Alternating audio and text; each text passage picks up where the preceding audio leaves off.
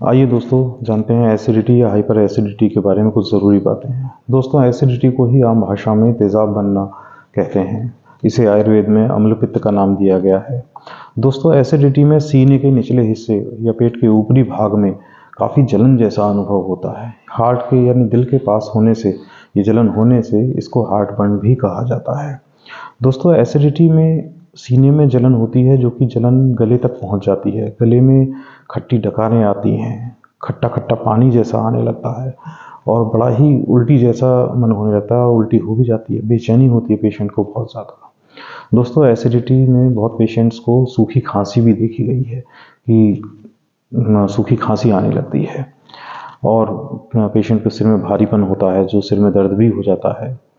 दोस्तों एसिडिटी अगर किसी को बहुत लंबे समय तक हो रही है तो उसको गैस्ट्रिक अल्सर या पेप्टिक अल्सर या आंतों के छाले जिसको कहा जाता है वो भी हो जाते हैं। ये अपने आप में बड़ी ही पीड़ादायक बीमारी है।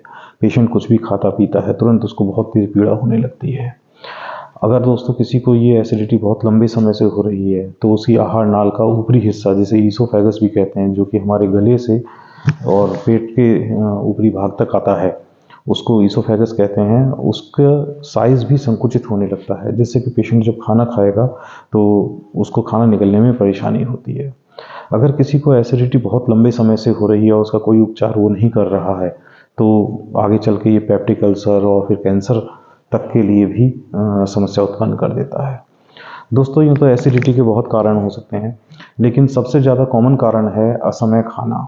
असमय खाना और जो खाना सही नहीं है उसको खाना, जैसे कि बहुत तीखा मिर्च मसाले वाला खाना, बाहर का जो फास्ट फूड जंक फूड है वो सब बहुत ज़्यादा खाना, बहुत ज़्यादा तला हुआ खाना खाने से भी एसिडिटी बहुत ज़्यादा होती है। दोस्तों अगर कोई समय से नहीं सोता है, समय से नहीं जागता है तो भी एसिडिटी देखी गई है कि हाँ उसको पेशेंट को बहुत एसिडिटी होती है। दोस्तों इसके अलावा अगर कोई स्मोकिंग करता है, स्मोकिंग एसिडिटी का एक बहुत महत्वपूर्ण कारण है। अल्कोहल का सेवन एसिडिटी का कारण है। इसके अलावा अगर कोई कोल्ड ड्रिंक बहुत ज़्यादा पीता है तो उसको भी एसिडिटी हो सकती है। एसिडिटी में दोस्तों एक और महत्वपूर्ण कारण है तनावपूर्ण जीवन शैली। अगर किसी को स्ट्रेस बहुत ज़्यादा होता है, बार बार स्ट्रेस होता है, तो उसको एसिडिटी होने लगती है। दोस्तों चाय कॉफ़ी चॉकलेट के अधिक सेवन से भी एसिडिटी हो जाती है और कुछ दवाइयाँ ऐसी हैं जिनको खाने से उनका साइड इफ़ेक्ट होता है जिससे एसिडिटी हो जाती है, जैसे कि आइबुप्रोफेन और एस्पिरिन। दोस्तों कुछ फल जैसे खट्टे फल होते हैं जो जैसे मौसमी है, नींबू है, इनको खाने से भी कभी कभी एसिडिटी या तो हो जाएगी या बढ़ जाएगी।